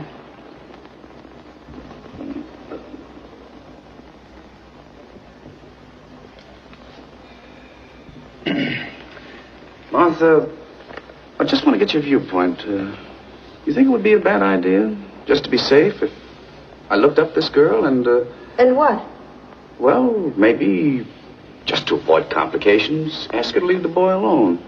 And if necessary, buy her off? Now, Henry, don't even consider anything as foolish as that. All right. It's just a thought. If you want me to, I'll drop it. Good. How much did you pay the girl? What do you mean? Don't I know my Henry and his innocent eyes? I beg your pardon, sir, but you've told me to let you know when Mr. Jack arrived, sir. He's just come in, sir. Thank you. You see, he's home early for the first time in weeks, and I'll tell you why. He went to the theater as usual, and she gave him his walking papers. And the poor boy is probably all upset. I hope he is. And Martha, don't you baby him. Don't you spoil what I've done. Hello. Hello, sir. Hello, Mother. Hello, Father. How are you, Jack? Fine. You look a little depressed. Well, me? Well, I never felt better in all my life. Besides that, I could use $100. $100? What for? Well, I want to throw a little party tonight. Take someone out. Oh, I see. Tell me, whom are you going round with these days, Jack? Now, Martha, that's Jack's personal life, and we shouldn't pry into it. Here you are, Jack. There's your $100. Thanks, Father. Have a good time. Thanks. And I'm not interested in whom you're taking out. I'm sure she's all right. Anyway, it's none of our business whether you're taking out Mary Jones, Helen Smith, Mitzi Glutz, or Peggy Nash. Peggy Nash? Father, what is this? Are you trailing me? Where'd you hear that name? I don't know. Martha, where did we hear that name? I don't know, and don't ask me. Well, one has friends, and, yes, and one goes to lunch. Tell me, isn't she a Follies girl famous for coming down a staircase? Well, now, look, we're all grown up, aren't we? Why, certainly. Well, I had a crush on her. Ah, and why not? Why shouldn't he? I don't know, and don't ask me. I understand she's a very attractive girl. Oh, she is. And I took her pretty seriously. Oh, you did, huh? Yes, very. And then after a little time... Yes? I got tired of her. Oh, you did, huh? So then I faced the problem of how to get rid of her. You know, things like that aren't easy. I should say not. Don't ask me. I didn't ask you. I merely made a statement. Go on, Jack. But after all, what could she do to me? I hadn't promised her anything. You hadn't? I should say not. I wasn't the first romance in her life. You know, I'm no baby. But nevertheless, you went there expecting a lot of trouble, didn't you? Yes. But to my surprise, she was so big about the whole thing and let me off so easily. Oh, she did, huh? Well, isn't that fortunate? Yes. You know, she was so wonderful about the whole thing that I almost fell in love with her again. Oh. Oh, but it's all over now, and I'm glad of it. And so am I. And so am I. As a matter of fact, I never was happier in my life. And while we're on the subject, Jack, I think you're getting to the age where you should start to look around for a really nice girl. Oh, I don't have to look around. I've met her already. Oh, you have? A wonderful girl. The most wonderful girl I ever met in my life. Really? Well, isn't that nice? Tell me, who is the young lady? Is she someone I might know? A New York girl, perhaps? Oh, no, she comes from Philadelphia. Oh, from Philadelphia. Somehow Philadelphia always sounds right, doesn't it, Martha? Yes, it does. Tell us who she is. Yes, tell us. Well, have you been to Earl Carroll's Vanities? You mean this girl comes down a staircase, too? Oh, I should say not this girl. This one slides down the banister, falls right in the orchestra, and lands bang right on the big drum. Oh, you'll be crazy about her. Well, see you tomorrow. I have to run along.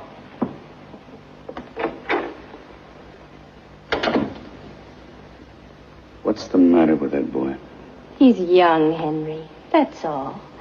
Come on, dear. It's time to go to bed.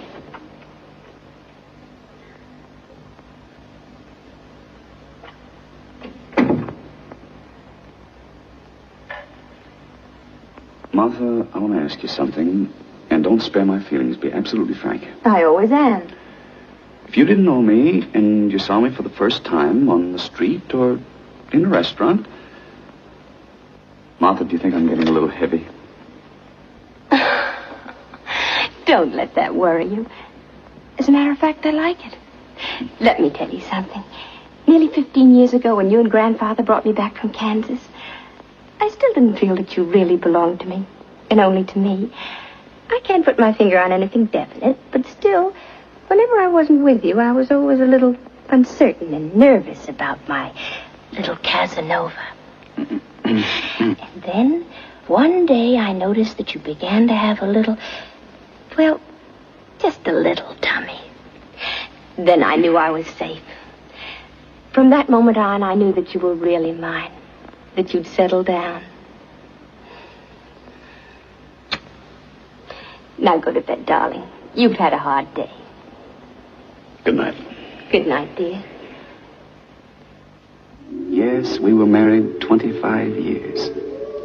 We were celebrating our silver wedding anniversary.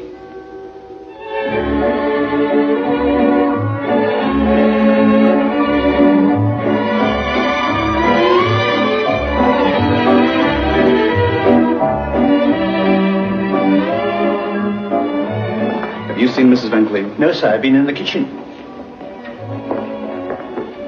Jack, is your mother upstairs? No, I haven't seen her.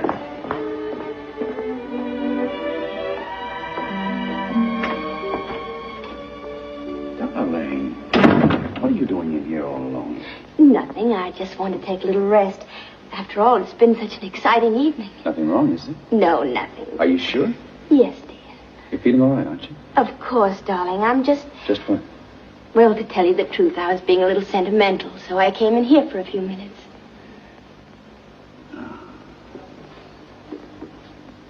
Yes. This is where it all started.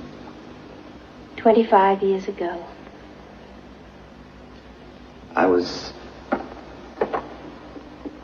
Yes, I was standing over there by that desk. No, you were sitting in the chair. Yes, you're right. And then you came in and you stood by the desk. Then suddenly you started walking toward me. Very slowly, very slowly. I could count every step. Oh, you were such a frightened little girl, and the closer I came, the more frightened you were. Darling, I want to make a confession. After all, we've been married 25 years. What is it? I wasn't frightened at all. You weren't? Not at all. And when you were walking toward me so very slowly, do you know what was in my mind? No. I thought, what's the matter with him? Can't he walk faster?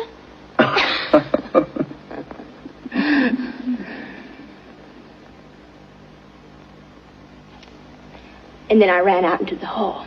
But you came back? Only because I had to sneeze. Mm. I beg your pardon, madam. You're wanted on the telephone. Oh.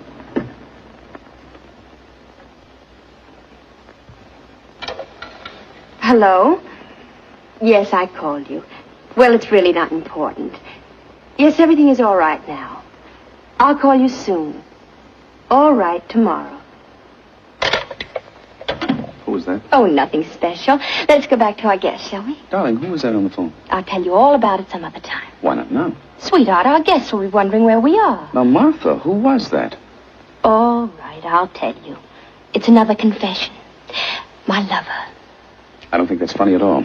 Are you jealous? Oh, don't be silly, Martha. But why can't you tell your husband whom you talked to over the telephone? Besides, I wouldn't have brought it up right now, but just the same, for the past several weeks you've been going out in the afternoons, and you've always managed to avoid telling me where you were. You are jealous. Henry, at last, after 25 years. Thank you, darling. Martha, whom did you talk to? Darling, don't be a baby. What dashing young cavalier would be pursuing me? Plenty. You're still very attractive, and you know it. Henry, I don't think you realize how sweet you're being at this moment. No husband could have said anything lovelier to his wife on their 25th anniversary.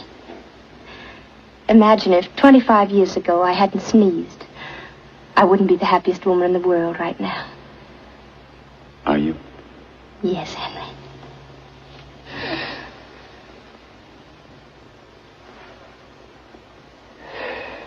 Now, who was it? I'll tell you tomorrow. I am not going to leave this room until you tell me.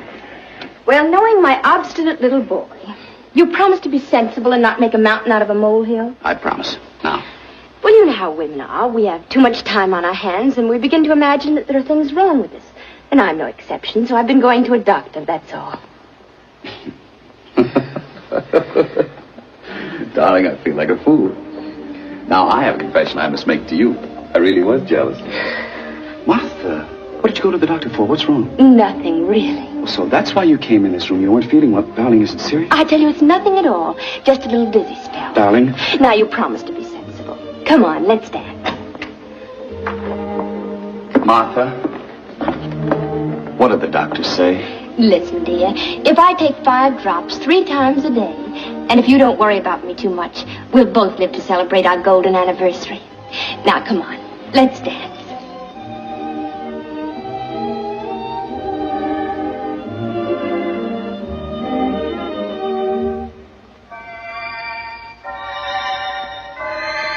I didn't know it then, but this was our last anniversary.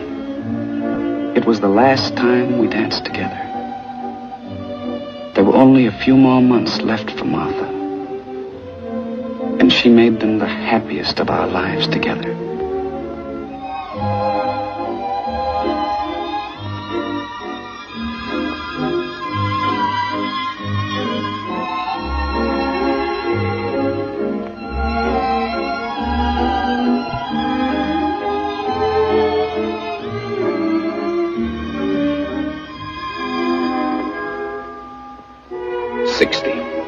Yes, I was 60. Jack insisted on celebrating. And here are my relatives who came to make this birthday an occasion of riotous gaiety. Cousin William, 73. Aunt Minnie, who admitted to 81. The total age of this scintillating assemblage was over 1,400 years.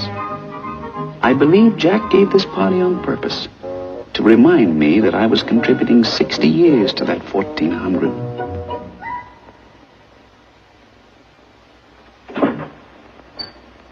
Good morning. Good morning, Miss Ralston. Is Mr. Van Cleve down yet? He's having his breakfast. Thank you. Good morning, Mr. Van Cleve. Good morning, Miss Ralston. Sorry to get you up so early, but I want these 2 letters to leave on the 9:30 plane. Yes, Mr. Van Cleve. And when you get back to the office, will you please see that I get a complete domestic report from every department before noon, because I may go to Chicago. Very well. Now, there's just one little thing. It's, well, a letter came in from your father addressed to the board of directors, and Is he trying to go over my head again? I'm sure he didn't mean it that way. What does he want? We live together in the same house, and then he writes letters to the board of directors. What's the old gentleman trying to put over this time?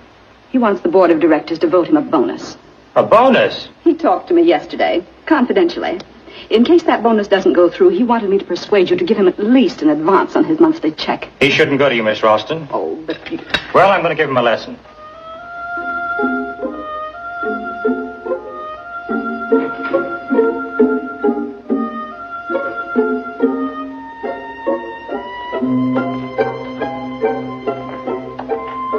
And Miss Ralston, if my father ever talks to you again, tell him that he ought to be ashamed of himself and that you are in no position to deliver any messages.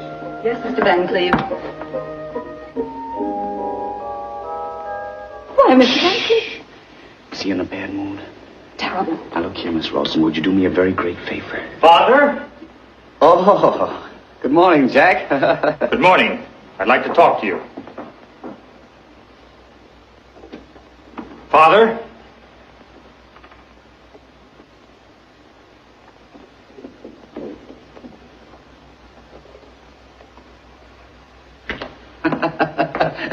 I heard a very funny story. You'll love it. It'll start your day off with a laugh.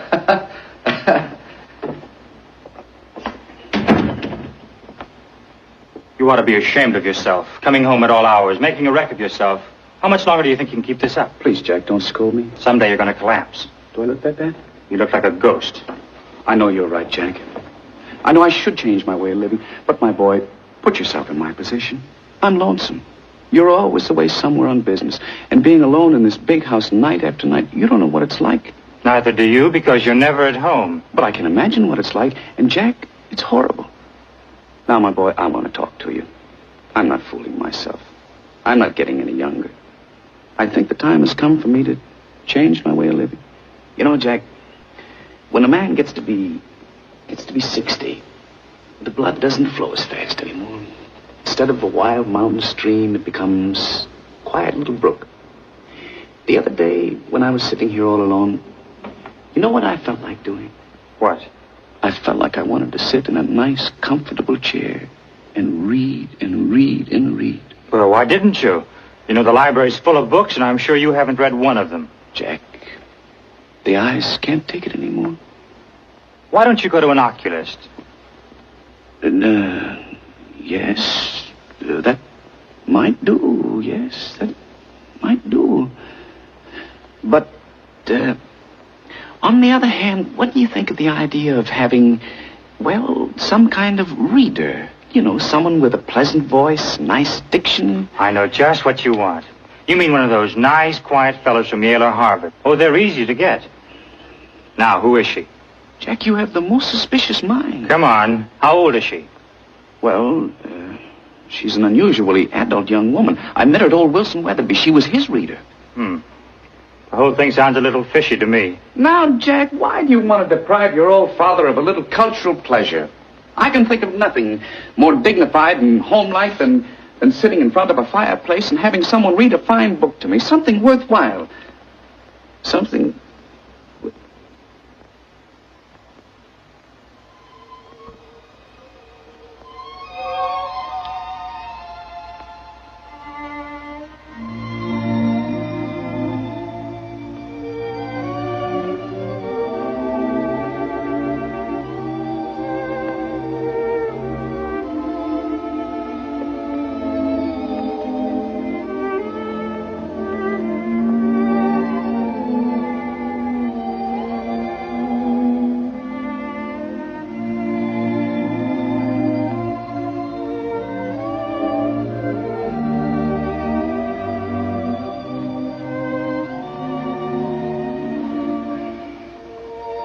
Father, her last thought was that you should be happy. And I promised her I'd see to it. So if you want this young lady to read to you, go ahead with my blessing. No, I couldn't do it. When a man gets to be 60, his life isn't over, Father. It doesn't have to be over. If a man is lonely and he feels that he needs, well... You mean the feminine touch? That's natural. But I think he should find someone closer to his own age. Maybe. Not a girl of, 24. Well, that is a little out of proportion. I'm afraid so. But if, on the other hand, he should meet a cultured woman of... Right. Someone with real dignity? Oh, a woman of about 50 or 51. Or 52 or 53 or even 55. That's more like it. Yeah. Jack, my future looks pretty depressing. Mr. Van Cleve, you're wanted on the telephone, sir. Hello. What? Oh, just a moment.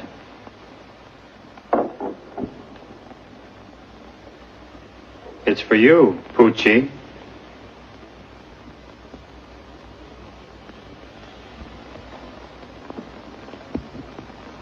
As a man grows older, his medicine cabinet grows bigger.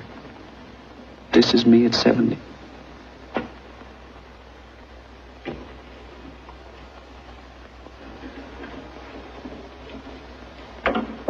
Now, really, there's nothing to worry about. But Mrs. Van Cleve, please... I know, but it was his 70th birthday yesterday, and I didn't have the heart to keep him from celebrating a little. You know, I hate to go to that banquet and leave the old man alone. I'd just as soon stay home. No. It's perfectly all right for you to go. In fact, the fewer people around him, the better off he'll be.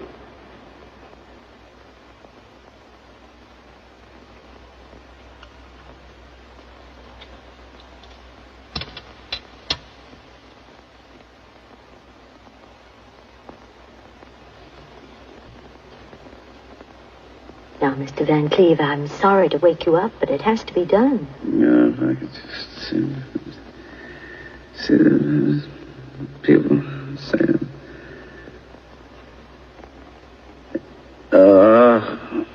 Now, open your mouth, please. Oh, go away, and leave me alone. Oh. What was that dream all about? Oh, I was having such a good time. Just open your mouth. What was that all about? Oh, yes.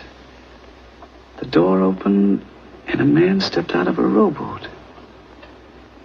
He said, Henry, I've come to take you on a trip from which you'll never come back. Please, don't get excited. And I said, my good fellow, if I ever take a trip like that, it'll be in a deluxe cabin. And not in a dinky little rowboat that doesn't even have a bar. So I threw him out, rowboat and all. Good. And what do you think he did?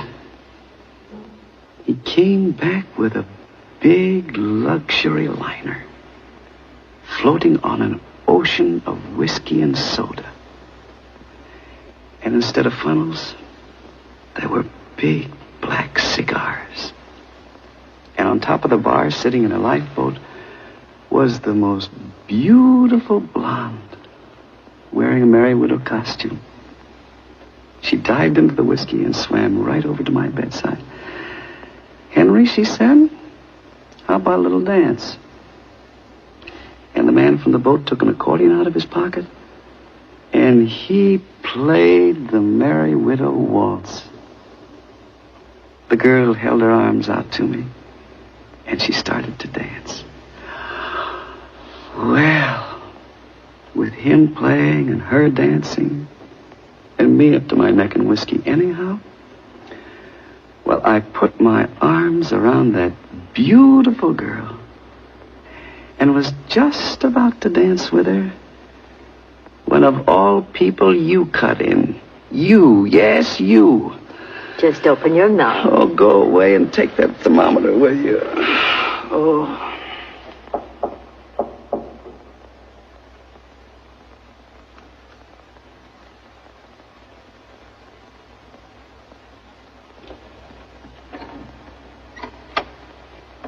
The night nurse has just arrived. All right.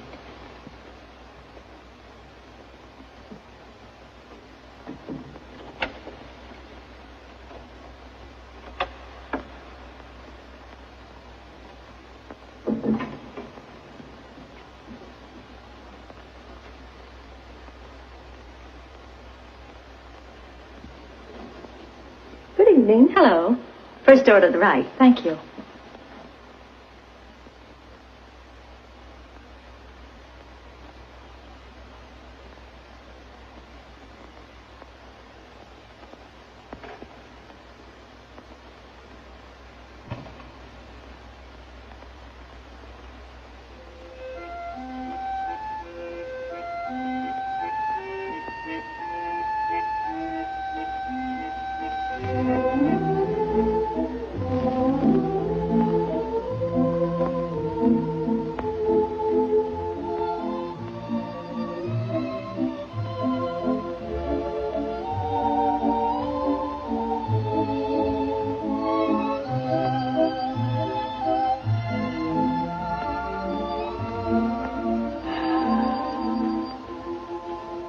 I'd fallen asleep, and suddenly I was awakened by a caressing touch on my forehead. I opened my eyes, and there she was, sitting right on the edge of the bed. Nellie Brown, registered nurse. Your Excellency, one look at her, and it didn't matter whether she was registered or not. Then she took out a thermometer, and she said, "Open your mouth." Who wouldn't for Nellie?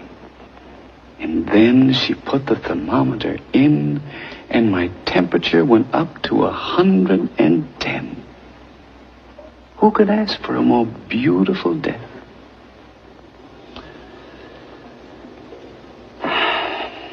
Your Excellency, that's the story of my life. And I'd be grateful if you'd push the button and have it over with. No. Definitely no. I hope you will not consider me inhospitable if I say, sorry, Mr. Van Cleve, but we don't cater to your class of people here. Please make your reservations somewhere else. Somewhere else? But, Your Excellency, if I walk into the lobby of the other place... You mean above? Yes. I know what will happen. They might not even let me register. The doorman might not even let me in. Well, you never can tell. It's worth trying. Sometimes they have a small room vacant in the annex. Not exactly on the sunny side, and not so very comfortable. The bed may be hard, and you might have to wait a few 100 years until they move you into the main building. Well, it doesn't hurt to try. After all, they may inquire about you among the residents in the main building. I think you'll find a lot of people who'll give you a good reference. That always helps. For instance, there were several young ladies. What about them? Well, some of them might be there. And so far as I can see, you've made them all very happy. I'm sure they'd like to see you happy, too. And your grandfather? Oh, yes. Grandfather. Don't you think he'll be waiting for you? He might. He will. And not with a baseball bat. And if they all should fail, there's still someone else. Yes. She's up there. And she will plead for you. Do you think so? You know she will. Yes, Mr. Van Cleve. I would say you have a chance. A very good chance. Anyway, it's worth trying.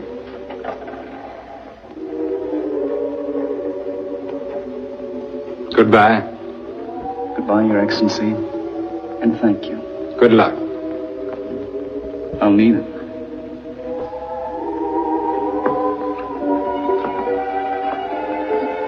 Down? No. Up.